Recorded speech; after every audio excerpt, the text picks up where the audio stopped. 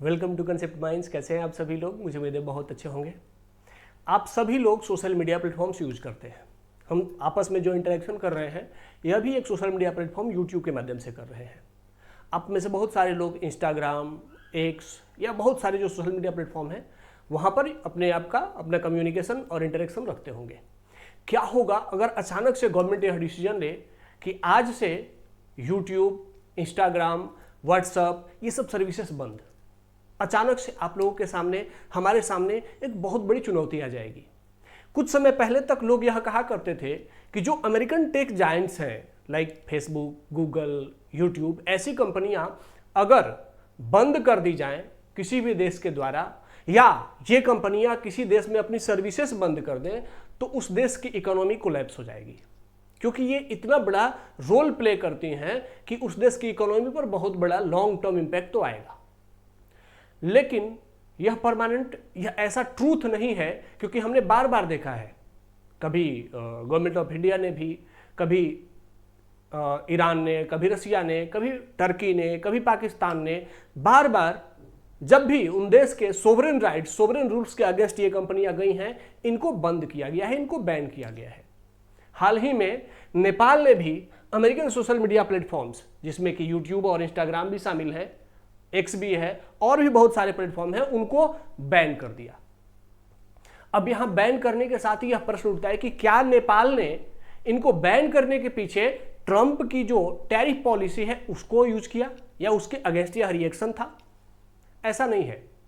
नेपाल को कुछ लोगों का कहना है कि नेपाल जो ईस्टर्न ब्लॉक है, जिसमें कि चाइना, रसिया, इंडिया, ये जो एससीओ समिट हुआ था, इसमें जो देश इकट्ठे हुए थे, इन देशों के ग्रुप में अपनी एक स्ट्रॉन्ग अपीयरेंस दिखाना चाहता है, इसलिए उसने अमेरिकन कंपनी, जो अमेरिकन सोशल मीडिया एप्लीकेशंस हैं, उनको बैन कर दिया। यह भी पूर्णतः सही नहीं है, क्योंकि नेपाल ने अपने देश के लिए सोशल मीडिया रूल्स फॉलो बनाए थे, और इन सोशल मीडिया प्लेटफॉर्म्स ने, चाहे वो फेसबुक हो, एक्स हो या यूट्यूब हो, इन लोगों ने उन सोशल मीडिया रूल्स को फॉलो करने से, कंपाइल करने से मना कर दिया, यह संभवतः नहीं कर पाए। इसके लिए नेपाल ने 7 दिन का एक टाइम फ्रेम भी दिया था कि आपको इस टाइम के अंदर जो हमारा लोकल लॉ है उसके साथ कंपाइल करना पड़ेगा, उसके साथ अपने आप को एडजस्ट करना पड़ेगा। लेकिन ये कंपाइल करने में सफल नहीं रहे तो इनको बैन कर दिया गया। जबकि इसके विपरीत टिकटॉक और कुछ चाइनीज सोशल मीडिया प्लेटफॉर्म्स थे, उन्होंने लोकल रूल्स कंपाइल किए और उनको वहां पर चालू रखने दिया गया, वो अपना परफॉर्मेंस कर रही हैं। अब इस बात को लेकर के भी लोगों का कहना है कि Chinese social media platforms Nepal में चालू हैं, जबकि American social media platforms ban है। तो इसका मतलब है कि नेपाल चाइना के साथ अपनी क्लोजनेस को दिखाना चाहता है और अमेरिका के अगेंस्ट खड़ा दिखना चाहता है। अब चलिए इसके पीछे जानते हैं कि क्या सोशल मीडिया प्लेटफॉर्म्स को एक झटके में बंद कर देना, यह उस देश के लोगों का right to speech and expression, बोलने की जो स्वतंत्रता है, उस पर कर्व नहीं है? क्या यह किसी देश के जो लोग हैं, जो काम कर रहे हैं, जो सोशल मीडिया से इंफॉर्मेशन ले रहे हैं, क्योंकि आज हम सभी जानते हैं सोशल मीडिया ही इंफॉर्मेशन का सबसे बड़ा सोर्स है, उनके सारे सोर्स ऑफ इंफॉर्मेशन को एक झटके से बंद कर देना, क्या यह राइट टू इंफॉर्मेशन के अगेंस्ट नहीं है? लेकिन इसके विपरीत यह भी सवाल उठता है कि क्या सोशल मीडिया प्लेटफॉर्म्स इतने पावरफुल हैं कि वह किसी भी देश के सोवरेन लॉ को मानने से मना कर सकते हैं? ऐसे ही कुछ कंट्राडिक्शंस हमारे सामने हैं। आइए इन सभी कंट्राडिक्शंस का एक एक करके सवाल आंसर जानने की कोशिश करते हैं, और इसमें क्या एथिक्स है, इसमें क्या नैतिकता छुपी हुई है, क्या इसका नैतिक समाधान होना चाहिए, इस पर भी बात करते हैं। ठीक है, तो चलिए एथिक्स इन न्यूज में आप लोगों का स्वागत है। टॉपिक में सीधे इंटर करते हैं। अब नेपाल ने बंद किया क्योंकि नेपाल कह रहा था कि जो सोशल मीडिया प्लेटफॉर्म्स हैं वो फेल हो गए रजिस्टर करने में मिनिस्ट्री ऑफ कम्युनिकेशंस के साथ, एंड एक लोकल प्रेजेंस का उसमें एक प्रोविजन था कि आपको लोकल प्रेजेंस रखना होगा, मतलब कि आपका कोई एक रिप्रेजेंटेटिव नेपाल में भी रहेगा, ताकि वहां का जो वहां पर कोई भी ग्रीवेंस रिड्रेसल मैकेनिज्म, कोई भी शिकायत हो तो उसका लोकल स्तर पर ही आप उसका समाधान कर सकें। क्योंकि अगर सोशल मीडिया प्लेटफॉर्म्स है और उनसे जुड़ी हुई कोई प्रॉब्लम आती है, क्योंकि आजकल हम सभी जानते हैं सोशल मीडिया पे हेट स्पीच, फेक न्यूज़ या फिर लोगों की प्राइवेसी को बहुत बुरी तरीके से हनन किया जा रहा है। ऐसे में अगर कोई देश किसी सोशल मीडिया प्लेटफॉर्म पे ऐसा चल रहा है उसको रोकना चाहता है, तो उसे, अगर उस देश में लोकल रिप्रेजेंटेटिव नहीं है, तो उसे फिर अमेरिकन टेक जायंट कंपनी के हेड ऑफिस में संपर्क करना पड़ेगा। और हेड ऑफिस उस पर क्या रिएक्ट करेगा, तब तक कितना बड़ा लॉस हो सकता है, यह बहुत बड़ा मुद्दा है। इसी को आधार बनाते हुए नेपाल ने एक लॉ फ्रेम किया था, जिसमें कहा गया था कि आपको एक लोकल लाइजन, मतलब एक लोकल रिप्रेजेंटेटिव अपॉइंट करना होगा। उसके साथ साथ ग्रीवेंस रिड्रेसल मैकेनिज्म, शिकायत निवारण तंत्र को भी बेहतर बनाना होगा एंड सेल्फ रेगुलेशन सिस्टम को भी स्ट्रॉन्ग करना होगा। आपका यहां देश के अंदर एक सेल्फ रेगुलेशन होना चाहिए, ताकि कोई ऐसा हेट स्पीच या फिर किसी के अगेंस्ट कुछ बुरा किया जा रहा है तो उस पर आप खुद से भी, सेल्फ से भी कंट्रोल कर सके। लेकिन ये जो अमेरिकन टेक कंपनीज हैं, ये इन रूल को फॉलो करने में सफल नहीं रही। अब क्वेश्चन आता है कि क्या यह सिर्फ नेपाल में हुआ है? नहीं, ऐसा नहीं है कि सिर्फ नेपाल में हुआ है, बल्कि हम लोगों ने देखा है कि इंडिया ने भी 58 चाइनीज एप्लीकेशंस को बैन किया था, जिसमें कि टिकटॉक भी था 2020 में। और आरोप किया था कि ये हमारे सोवरेन राइट्स के अगेंस्ट है, ये हमारे यहां से डेटा लीक करती हैं, डेटा को कंस्पायर करती हैं, कंस्पिरेसी कर रही हैं, हमारे यहाँ की डेटा लीक हो रही है। तो प्राइवेसी को इशू बना करके इंडिया ने टिकटॉक और 58 चाइनीज एप्लीकेशंस को बैन किया था।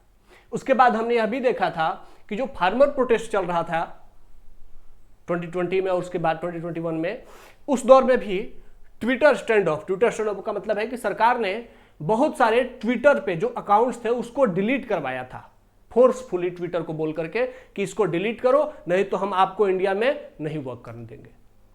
उसके बाद हमने देखा है कि सिर्फ इंडिया में नहीं बल्कि चाइना में भी, चाइना ने एक ग्रेट फायरवॉल बना रखा है।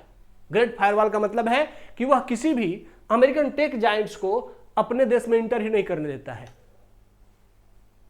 और वहां पर इंफॉर्मेशन बहुत कंट्रोल्ड होता है और सेंसरशिप होती है इंफॉर्मेशन पर। उसके साथ साथ ईरान ने भी, जब भी वहां पर कोई पॉलिटिकल अनरेस्ट होता है, ईरान में जो वीमेंस राइट है उसको लेकर के लगातार आप लोगों ने देखा होगा, बुरखा को लेकर के या फिर बहुत सारे ऐसे मुद्दों को लेकर के वहां पर पॉलिटिकल एक्टिविज्म होता रहता है। तो उस दौर में भी ईरान ने भी ये सोशल मीडिया प्लेटफॉर्म से इनको ब्लॉक किया था। रसिया ने भी, जब यूक्रेन वॉर स्टार्ट हुआ था तो उसके कुछ टाइम बाद ही फेसबुक और इंस्टाग्राम को बैन कर दिया था, और यह आरोप लगाया था कि ये जो सोशल मीडिया एप्लीकेशंस हैं ये यूक्रेन को और रसिया के जो मुद्दे हैं इनको गलत तरीके से रशियन लोगों के सामने रिप्रेजेंट कर रही हैं एंड रशियन गवर्नमेंट को रिप्लेस करने, रशियन गवर्नमेंट को नीचा दिखाने का प्रयास कर रही हैं। इसको आधार बना करके रशिया ने भी ब्लॉक किया था। श्रीलंका ने भी जो ईस्टर बम्बिंग्स हुए थे, वहां पर एक गिरजाघर है, एक चर्च था, उस पर बम्बिंग की गई थी। उस समय नेशनल सिक्योरिटी को आधार बना करके बहुत सारे सोशल मीडिया प्लेटफॉर्म्स को बैन कर दिया था। टर्की ने भी बैन किया है, सिमिलरली पाकिस्तान ने भी बैन किया है। तो ये सब देशों ने, इन सब देशों ने लगातार, अब आपके सामने एक प्रश्न उठता है कि इनमें से जो भी देश दिख रहे हैं, इंडिया को छोड़ दिया जाए तो, श्रीलंका और इंडिया इनको छोड़ दिया जाए तो अधिकांश जो कंट्रीज हैं, चाहे वो पाकिस्तान हो, टर्की, ये सभी ऑटोक्रेटिक कंट्रीज हैं। मतलब यहां पर डिक्टेटरशिप बहुत स्ट्रांगली शामिल है, और वो डिक्टेटर्स नहीं चाहते कि उनके अगेंस्ट उनके देश में कोई भी राय बन सके। इसीलिए इन देशों ने लगातार सोशल मीडिया प्लेटफॉर्म्स को बैन किया है और इंडिविजुअल के फ्री स्पीच को कर्व किया है, ताकि उनके अगेंस्ट कोई भी पोलराइजेशन नहीं हो सके। हालांकि इंडिया एक डेमोक्रेटिक कंट्री है और हमारे यहाँ फंडामेंटल राइट है फ्री स्पीच एंड एक्सप्रेशन का, तो हमारे यहाँ बैन करने के पीछे के पर्पस कुछ अलग रहे हैं। लेकिन इनमें आपको यूरोपियन देश नहीं दिख रहे हैं। वहां पर यूजुअली सोशल मीडिया प्लेटफॉर्म्स को बैन नहीं किया जाता, उनको फाइन किया जाता है, रूल ऑफ लॉ में कोर्ट में ले जाकर के उनके ऊपर मुकदमा चलाया जाता है। लेकिन इन सब देशों में इंस्टेंटली बैन किया गया है सोशल मीडिया प्लेटफॉर्म्स को। अब इसके साथ एक मुद्दा आता है कि क्या क्या एथिकल डायमेंशंस है इसके।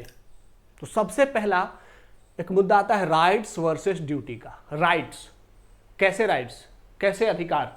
तो सबसे पहला है freedom of speech and expression. अब आप आज हर व्यक्ति सोशल मीडिया के माध्यम से खुद को एक्सप्रेस कर रहा है।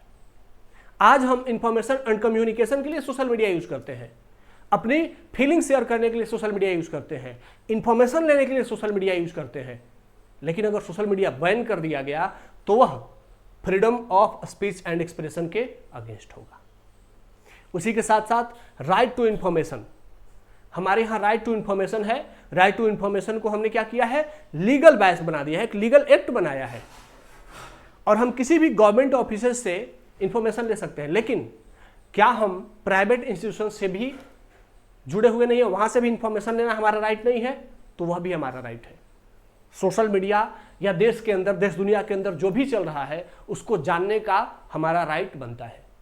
राइट टू इंफॉर्मेशन सिर्फ गवर्नमेंट ऑर्गेनाइजेशंस तक लिमिटेड नहीं है, बल्कि दुनिया भर के, देश भर के समाज में क्या चल रहा है इसको भी जानने का अधिकार हमारा है। तो अगर सोशल मीडिया प्लेटफॉर्म्स को बैन किया जाता है, इंस्टेंट बैन किया जाता है, तो देश दुनिया को जानने का हमारा जो राइट टू इंफॉर्मेशन है वह भी कर्व किया जा रहा है। अगला है right to livelihood of creators और एमएसएमईज। आप सभी को पता है सोशल मीडिया प्लेटफॉर्म्स बहुत बड़े स्तर पर लोगों को रोजगार देते हैं। जैसे मैं भी अगर आप लोगों के साथ कम्युनिकेट कर रहा हूं तो सोशल मीडिया प्लेटफॉर्म्स के माध्यम से कम्युनिकेट कर रहा हूं और ऑब्जेक्टिव क्या है, पैसा कमाना। ठीक है, उसी तरीके से सोशल मीडिया प्लेटफॉर्म्स जैसे भी काम कर रहे हैं, बहुत सारे क्रिएटर्स को जॉब दे रहे हैं, काम कर रहे हैं, और बहुत सारे एमएसएमईज या बहुत बड़े बड़े प्लेटफॉर्म भी सोशल मीडिया पर एडवर्टाइज करके अपने मार्केटिंग को प्रमोट कर रहे हैं। तो अगर अचानक से सोशल मीडिया बैन किया जाता है तो एक राइट टू लाइवलीहुड, आजीविका का अधिकार, व्यवसाय करने का अधिकार, यह फंडामेंटल राइट है, उसको भी क्या किया जा रहा है, कर्ब किया जा रहा है। और साथ ही जो एमएसएमईज हैं उनके ग्रोथ को रोका जा रहा है। अब राइट्स तो हमने देख लिया कि ये सब राइट्स कर्व हो रहे हैं अगर सोशल मीडिया को स्टेट बैन किया जा रहा है तो। लेकिन क्या सिर्फ राइट्स ही हैं, ड्यूटीज नहीं है? तो ड्यूटीज के स्तर पर अगर बात करें तो प्लेटफॉर्म्स की ड्यूटी है कि वह लोकल लॉज को फुलफिल करे, उनको रिस्पेक्ट करे। यह किसी भी सोशल मीडिया प्लेटफॉर्म का क्या होना चाहिए, यह ड्यूटी होना चाहिए और उन्हें करना भी चाहिए। बहुत समय पहले आप लोगों को याद होगा, 4 साल पहले की घटना है, इथियोपिया की सरकार ने एक्स को, जो पहले ट्विटर हुआ करता था, उसको बैन कर दिया था। और इंडियन एक सोशल मीडिया प्लेटफॉर्म है कुकू, उसको अपने यहाँ के लिए और जितने गवर्नमेंट ऑफिशियल्स हैं उन सब के लिए उसको कंपलसरी किया था कि हमारे यहाँ कुकू चलेगा और ये ट्विटर और एक्स नहीं चलेगा। तो क्यों नहीं चलेगा? क्योंकि वो जो ये बड़े बड़े प्लेटफॉर्म्स हैं, जायंट्स प्लेटफॉर्म है, ये हम छोटे छोटे देशों के जो लॉज होते हैं, जो हमारे यहाँ की सेंसिटिविटी होती है, जो हमारे सिटीजन्स हैं उनके राइट्स को सिक्योर करने के लिए जो सरकारों को एक्शन लेना होता है, ये उस रूल्स को कंपाइल नहीं करते, ये हमारी बातों पर ध्यान नहीं देते। इसको आधार बना करके तो क्या प्लेटफॉर्म की ड्यूटी नहीं है? बिल्कुल ड्यूटी होनी चाहिए कि वह कोई भी देश हो, देश का साइज मैटर नहीं करता हो, देश से आने वाला रेवेन्यू मैटर नहीं करता हो, लेकिन देश की सरकार का जो रूल है उसको सोशल मीडिया प्लेटफॉर्म्स को मानना चाहिए। नेक्स्ट कम्स कि स्टेट की भी ड्यूटी है, सिर्फ सोशल मीडिया प्लेटफॉर्म की नहीं है, स्टेट की भी ड्यूटी है क्या, कि अपने सिटीजन को प्रोटेक्ट करे from misinformation, fake news. अब आपको पता है right to privacy, social media पर लोगों की निजता, जो प्राइवेसी है उसका बार बार हनन किया जाता है। सोशल मीडिया पर फेक न्यूज दी जाती है, सोशल मीडिया पर मिस इन्फॉर्मेशन दिया जाता है। तो क्या स्टेट का राइट नहीं है कि वह उस मिस इन्फॉर्मेशन को, फेक न्यूज को, लोगों की प्राइवेसी को प्रोटेक्ट करे? है। तो अगर स्टेट का ड्यूटी है कि वो ऐसा करे तो स्टेट अपनी इस ड्यूटी को फुलफिल करने के लिए सोशल मीडिया प्लेटफॉर्म पर रोक तो लगा सकता है, लगाना भी चाहिए। अगला आता है प्रोटेक्ट राइट टू प्राइवेसी, वही है लोगों की प्राइवेसी को सिक्योर करना and uphold rule of law. अगर किसी भी स्टेट में, किसी भी देश में सोशल मीडिया प्लेटफॉर्म्स उस देश के रूल के अगेंस्ट जाकर के और वहां पर वर्क कर रहे हैं, काम कर रहे हैं, तो उस देश के सोवरेनिटी के लिए, संप्रभुता के लिए खतरा है। इसका मतलब है कि उस देश में रूल ऑफ लॉ, विधि का शासन नहीं है, क्योंकि विधि का शासन अगर होगा तो चाहे आप कितने भी बड़े हैं, विधि से ऊपर नहीं है। आपको उस देश की विधि को, उस देश के रूल्स को फॉलो करना होगा। और यह कॉन्स्टिट्यूशनल एथिक्स के आधार पर बना हुआ है। तो राइट्स भी हैं, ड्यूटीज भी हैं। सोशल मीडिया प्लेटफॉर्म को बैन करने पर राइट्स को तो हम देख रहे हैं कि हनन हो रहा है, लेकिन सिर्फ राइट्स नहीं है, ड्यूटीज भी हैं जो एक सोसाइटी को, एक नेशन को और ह्यूमन बीइंग को सर्वाइव करने के लिए कंपलसरी है। तो दोनों के सामने हमारे यहां कंट्राडिक्शंस आ रहा है कि क्या हम राइट को प्रेफर करें या ड्यूटी को प्रेफर करें। अब हमारे सामने आगे आता है कि इंटरनेशनल लॉज क्या कहते हैं इसको लेकर के। तो इंटरनेशनल लॉ में सबसे पहला है यूरोपियन यूनियन का digital services act. European union का डिजिटल सर्विसेज एक्ट कहता है कि एक जो सोशल मीडिया प्लेटफॉर्म्स हैं वहां पर स्ट्रिक्ट ट्रांसपेरेंसी होनी चाहिए और अकाउंटेबिलिटी होनी चाहिए। तो आप लोगों ने बहुत बार सुना है कि जो अमेरिकन टेक जायंट्स हैं, फेसबुक, ट्विटर, इंस्टाग्राम, इन सब पर यूरोपियन यूनियन वाले अक्सर फाइन लगाते रहते हैं, और वो भी हैवी फाइन, और देना भी पड़ता है। क्यों? क्योंकि उन्हें उनका रूल्स है डिजिटल सर्विसेज एक्ट जो पूरे यूरोपियन यूनियन में चलता है, और उसके आधार पर वो कहते हैं कि आपके जो वर्किंग है वो ट्रांसपेरेंट होने चाहिए, और आपके प्लेटफॉर्म पे अगर कुछ भी गलत हो रहा है तो इसके लिए आपको अकाउंटेबल होना होगा। और सोशल मीडिया प्लेटफॉर्म वहां पर अकाउंटेबिलिटी एंड ट्रांसपेरेंसी के साथ काम भी करती हैं, लेकिन यह सिर्फ यूरोपियन यूनियन और अमेरिका तक सीमित है। उसके बाद ये सोशल मीडिया प्लेटफॉर्म्स खुद को इतना जाइंट मानते हैं कि बाकी देशों में ये अकाउंटेबिलिटी एंड ट्रांसपेरेंसी को फॉलो नहीं करते हैं। अगला है, लेकिन यूरोपियन यूनियन ने क्या किया है कि वो ट्रांसपेरेंसी एंड अकाउंटेबिलिटी सिक्योर करवाया है सोशल मीडिया प्लेटफॉर्म से, लेकिन उन्होंने इमरजेंसी ब्लॉक नहीं किए हैं, अचानक से आकर के सोशल मीडिया प्लेटफॉर्म को बैन नहीं किया है। उन्होंने क्या किया है, लीगल प्रोसेस यूज किया है कि अगर आप नहीं कर रहे हैं तो हम आपको court of rule of law के अंतर्गत कोर्ट ऑफ जस्टिस में लेके जाएंगे, न्यायालय में लेके जाएंगे, कोर्ट्स में लेके जाएंगे, और वहां पर आपके अगेंस्ट केस चलाया जाएगा, और केस का जो जजमेंट आएगा उसके अकॉर्डिंग आप पर एक्शन होगा, न कि सरकार एक्शन लेकर के बैन कर देगी। तो वहां पर जो भी होता है वह लीगल प्रोसेस के थ्रू होता है, और वहां पर जुडिशियरी इस पर एक्शन लेती है, ना कि कार्यपालिका या विधायिका। ठीक है। हमारा जो इंडिया का भी आईटी रूल्स है जो 2021 में इंट्रोड्यूस किया गया था, उसमें भी कहा गया है कि इंटरमीडिएटरी ऑब्लिगेशंस हैं। जो भी इंटरमीडिएटरीज हैं, मतलब ये जो सोशल मीडिया प्लेटफॉर्म्स हैं, उनकी अपनी ऑब्लिगेशंस हैं, उनकी अपनी रिस्पॉन्सिबिलिटी है, अकाउंटेबिलिटी है। उनको भी देखना पड़ेगा कि उनके प्लेटफॉर्म पे अगर कुछ इलीगल चल रहा है तो इसके लिए वही अकाउंटेबल होंगी। अगर वो एक्शन लेने में सक्सेसफुल नहीं होती हैं तो उनको फाइन किया जा सकता है। ठीक है। साथ ही लोकल ग्रीवेंस ऑफिसर्स का भी कंसेप्ट हमारे इस आईटी रूल 2021 में आया, और उसके बाद जितने भी सोशल मीडिया प्लेटफॉर्म्स इंडिया में वर्किंग है उनको अपने देश में, भारत में लोकल अपॉइंटीज अपॉइंट करने पड़े।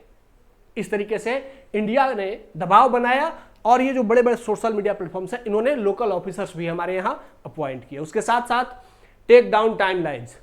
सोशल मीडिया प्लेटफॉर्म्स पे टाइमलाइन आप नहीं दिखाएंगे, आप जो भी इंफॉर्मेशन है सामने से आने दीजिए, आप उसको लेकर के सीक्वेंस वाइज करके लोगों के सामने मिस इंफॉर्मेशन नहीं फैला सकते। तो भारत सरकार का जो आईटी रूल्स है उसको ये जो सोशल मीडिया प्लेटफॉर्म्स हैं उन्होंने फुलफिल किया, उनको फॉलो किया। लेकिन ये सोशल मीडिया प्लेटफॉर्म भारत के साथ तो ऐसा करते हैं, लेकिन चाइना के साथ, नेपाल के साथ ऐसा नहीं कर रहे थे। अब आता है कि इंटरनेशनल लॉ तो कहते हैं कि आपको क्या करना चाहिए, जो सोशल मीडिया प्लेटफॉर्म्स हैं उनको अकाउंटेबल होना होगा, उनको रिस्पॉन्सिबल होना होगा, और जो फेक न्यूज है उनको कर्व करना होगा। अब यहां पर एथिकल फ्रेमवर्क्स क्या है, एथिकल कंसर्न्स क्या है। तो जो कॉन्स्टिट्यूशनल एथिक्स है, संवैधानिक नैतिकता है, वो कहती है कि राइट ड्यूटी से बड़ा है। हमने भी देखा है हमारे देश में भी फंडामेंटल राइट्स एंड डीपीएसपी और ड्यूटी, फंडामेंटल ड्यूटी, इन सब में फंडामेंटल राइट को सुपीरियर माना गया है। अगर फंडामेंटल राइट का वायलेशन होता है तो हम कोर्ट में जा सकते हैं, लेकिन फंडामेंटल ड्यूटी या डीपीएसपी के वायलेशंस पर हम कोर्ट में नहीं जा सकते हैं। तो सेवरल जजमेंट्स में हमारे यहां भी क्या किया गया है, राइट्स को सुपीरियर बनाया गया है कि राइट्स ज्यादा इंपॉर्टेंट है रेदर देन चूजिंग ड्यूटीज। ठीक है। लेकिन रूल ऑफ लॉ या हमारे यहां फंडामेंटल राइट का पार्ट है, आर्टिकल 14 अगर आप लोगों ने पढ़ा होगा तो रूल ऑफ लॉ उसी को लेकर के आता है। तो रूल ऑफ लॉ भी इंपॉर्टेंट है। राइट्स इंपॉर्टेंट है, लेकिन राइट के अंदर ही हमारे यहां रूल ऑफ लॉ है कि आपको लॉ फॉलो करना पड़ेगा। ऑल आर इक्वल, तो हमारे यहां क्या है, equal protection of law, equality before law and equal protection of law. Article 14 कहता है कि विधि के समक्ष सभी समान है और सबको समान संरक्षण भी प्राप्त है। कोई बड़ी कंपनी हो या कोई छोटी कंपनी हो, कोई गरीब हो कोई अमीर हो, इस आधार पर लॉ किसी के साथ भेदभाव नहीं करेगा। तो जो कॉन्स्टिट्यूशन है वो क्या कहता है कि रूल ऑफ लॉ भी होना चाहिए और लोगों के राइट्स भी सिक्योर होने चाहिए। यूटिलिटेरियनिज्म, उपयोगितावाद का जो विचार है, जो सिद्धांत है, उपयोगितावाद का सिद्धांत है, वो क्या कहता है कि मैक्सिमम हैप्पीनेस सिक्योर होनी चाहिए। अगर सोशल मीडिया प्लेटफॉर्म को बैन करने से मैक्सिमम लॉस हो रहा है तो उन्हें बैन नहीं किया जाना चाहिए। लेकिन अगर सोशल मीडिया लोकल रूल्स को कंपाइल नहीं कर रहे हैं, लोगों में हेट स्पीच बढ़ रहा है, लोगों की प्राइवेसी कर्व हो रही है, कंट्रोल हो रही है, और लोगों को सोशल मीडिया के आने से देश में हेट और डिवीजन बढ़ रहा है, तो सोशल मीडिया को रोका जाना चाहिए, कंट्रोल किया जाना चाहिए। उस तरीके से कॉर्पोरेट रिस्पॉन्सिबिलिटी भी हमने देखा है। हमारे यहाँ जो कंपनी एक्ट 2013 आया था उसके तहत, उसके अंतर्गत कॉर्पोरेट रिस्पॉन्सिबिलिटी का कंसेप्ट लाया गया, CSR का, कॉर्पोरेट सोशल रिस्पॉन्सिबिलिटी। और जो हमारी कंपनीज हैं जो देश में प्रॉफिट अर्न करती हैं, उनको अपने टोटल प्रॉफिट का 2% सोशल वेलफेयर के लिए काम करना था, साथ ही सोसाइटी के वैल्यूज को भी प्रोटेक्ट करना था। तो क्या कॉर्पोरेट रिस्पॉन्सिबिलिटी इन सोशल मीडिया एप्लीकेशंस पे लागू नहीं होती है? तो कॉर्पोरेट रिस्पॉन्सिबिलिटी का एथिक्स कहता है कि duty to comply local laws, आपको जो लोकल लॉ है उनको पूरा करना होगा, फुलफिल करना होगा। एंड प्रोटेक्ट यूजर्स राइट, जो आपके यूजर्स हैं उनके राइट को प्रोटेक्ट करिए। अगर उनकी प्राइवेसी कर्व हो रही है तो आपकी रिस्पॉन्सिबिलिटी बनती है, सोशल मीडिया प्लेटफॉर्म्स की रिस्पॉन्सिबिलिटी बनती है कि उनके राइट्स को सिक्योर किया जाए। ठीक है। एंड न्यूट्रलिटी नॉट एजेंडा, आप न्यूट्रल होकर के काम करिए, एजेंडा बेस्ड काम मत करिए, क्योंकि आप सभी जानते हैं कि ये जो अमेरिकन टेक जायंट्स हैं इन पर आरोप लगता है कि ये वेस्टर्न एजेंडा को प्रमोट करते हैं। अरब देशों में जो वहाँ के रूलर्स हैं उनके अगेंस्ट मिस इन्फॉर्मेशन दिया जाता है। इंडिया में भी आप लोगों ने देखा है कि हेट स्पीच और सोशल मीडिया पे बहुत सारे मिस इन्फॉर्मेशन पाकिस्तान से आते हैं। तो ये सोशल मीडिया प्लेटफॉर्म्स की ड्यूटी है कि क्या करें, न्यूट्रलिटी के साथ परफॉर्म करें और एजेंडा आधारित परफॉर्मेंस नहीं करे। तो ये कुछ एथिकल फ्रेमवर्क है। अब आता है कि क्या रिकमेंडेशंस होने चाहिए, हमारी ओपिनियन क्या होना चाहिए, हमारा सुझाव क्या होना चाहिए। तो इट इज कि clear legal basis and published procedures for blocking and reactivation, कि जो भी सोशल मीडिया प्लेटफॉर्म्स हैं उनके लिए लॉ क्लियर होना चाहिए। लॉ कैसा क्लियर होना चाहिए? वो लोगों के सामने पब्लिश्ड भी होना चाहिए और उसके प्रोसीजर्स भी लोगों को पता होनी चाहिए। ऐसा नहीं है कि बिना लोगों को बताए, बिना कंपनीज को बताए अचानक से कंपनी को बैन कर दिया जाए, ऐसा नहीं हो। प्रोसीजर पता होना चाहिए कि हम इस स्तर तक स्टेट टॉलरेट करेगा, इसके बाद अगर आप रूल कंपाइल नहीं करते हैं तो आपको ब्लॉक कर दिया जाएगा, बैन कर दिया जाएगा। तो रूल्स क्या होने चाहिए? पब्लिश्ड होने चाहिए और प्रोसीजर्स भी लोगों को पता होना चाहिए कि भाई कहां पर ब्लॉक करेंगे और कैसे रीएक्टिवेशन हो सकता है। अगला है प्रोपोर्शनल मेजर्स। प्रोपोर्शनल मेजर्स का मतलब है कि जितना अपराध है उसी के अनुपात में दंड मिलना चाहिए। सोशल मीडिया प्लेटफॉर्म्स अगर आपके लोकल रूल्स के साथ कंपाइल नहीं कर पा रही हैं तो उनकी क्या मजबूरियां हैं, उनके साथ क्या प्रॉब्लम्स हैं, इस पर भी बात होनी चाहिए। सभी सोशल मीडिया प्लेटफॉर्म्स पर एक ही जैसा एक्शन नहीं हो जाना चाहिए। कुछ सोशल मीडिया प्लेटफॉर्म्स हैं जो कि लोकल रूल्स फॉलो करना चाहती हैं लेकिन उनके साथ उन्हें कुछ टाइम चाहिए या उनके साथ कुछ और प्रॉब्लम्स हैं, तो इस पर भी स्टेट को ध्यान देना चाहिए। और कुछ ऐसे सोशल मीडिया प्लेटफॉर्म्स हो सकते हैं जो कि रूल्स को फॉलो ही नहीं करना चाहते हैं, तो उन पर स्ट्रिक्ट एक्शन होना चाहिए। तो सब पर एक समान एक्शन नहीं होना चाहिए। साथ ही जो एक्शन होना चाहिए उसमें ग्रेजुअल पेनाल्टीज होने चाहिए। समय के साथ पहले पेनाल्टी लगाओ। अगर आप इतने से इतने दिन में कंपाइल नहीं करेंगे तो इतना पेनाल्टी, इतने दिन आओ और कंपाइल नहीं करेंगे तो आपको एक्स्ट्रा और पेनाल्टी देना पड़ेगा। फिर उसके बाद टारगेटेड टेक डाउन्स, फिर धीरे धीरे करके बैन करना, नॉट इंस्टेंट बैन्स। एक ही साथ पूरे सोशल मीडिया प्लेटफॉर्म को बैन नहीं कर सकते, ठीक है। इमरजेंसी चैनल्स भी होने चाहिए। इमरजेंसी चैनल्स मतलब कि जो जर्नलिस्ट हैं, आप सभी जानते हैं सोशल मीडिया के आने से जर्नलिज्म को भी बहुत तेजी से आवाज़ मिली है। बहुत सारे social media platforms, journalist platforms और बहुत सारे जर्नलिस्ट सोशल मीडिया से ही पैदा हुए हैं। वो सोशल मीडिया के माध्यम से ही पूरा न्यूज़ देते हैं। वो किसी न्यूज़ चैनल पर नहीं बैठते, बल्कि टीवी चैनल पर नहीं बैठते, बल्कि सोशल मीडिया से ही अपना पूरा न्यूज़ फैलाते हैं। और हमारे देश में एक बहुत फेमस इंडिया का इंटरनेशनल न्यूज़ चैनल कहा जा सकता है फर्स्ट पोस्ट, वह सोशल मीडिया की ही उपज है, पलकी शर्मा। तो जर्नलिस्ट के लिए कुछ अलग से इमरजेंसी चैनल होने चाहिए ताकि जर्नलिज्म बंद नहीं हो। देश के अंदर क्या चल रहा है इसको लेकर के जर्नलिस्ट अपनी राय दे सके, लोगों को इन्फॉर्मेशन दे सके। साथ ही जो हेल्थ सर्विसेज हैं उनके बारे में भी लोगों को जानकारी मिलनी चाहिए। पता चला कि सोशल मीडिया प्लेटफॉर्म से बहुत सारे हेल्थ सर्विसेज कनेक्टेड हैं, लोग उससे इन्फॉर्मेशन लेते हैं, अचानक से बैन होने से लोगों के पास हेल्थ इन्फॉर्मेशन आना ही बंद हो गया। यह भी नहीं होना चाहिए, उसके लिए भी कोई ऐसा प्लेटफॉर्म होना चाहिए। और सिविक ग्रुप्स जैसे एनजीओज हैं जो काम कर रहे हैं सिविल वेलफेयर के लिए, सोशल वेलफेयर के लिए, तो उनके लिए भी कोई अल्टरनेट प्लेटफॉर्म होना चाहिए ताकि उनकी वर्किंग प्रभावित ना हो।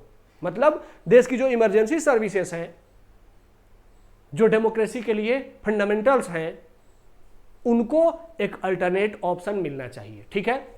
साथ ही इंडिपेंडेंट ओवरसाइट। कोई भी देश, बहुत बार ऐसा होता है कि देश अपने देश के लोगों में सरकार के अगेंस्ट कोई एग्रेशन ना हो, जबकि गवर्नमेंट बहुत अच्छा परफॉर्म नहीं कर रही है, वहाँ पर बहुत बड़े बड़े करप्शंस हैं।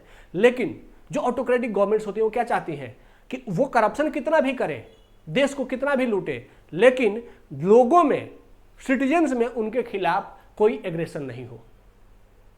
तो यह भी गलत है, क्योंकि सोशल मीडिया प्लेटफॉर्म्स अगर हैं तो लोग अपनी जो भी उनकी इच्छाएं हैं वह लोग सरकार के सामने बता पा रहे हैं।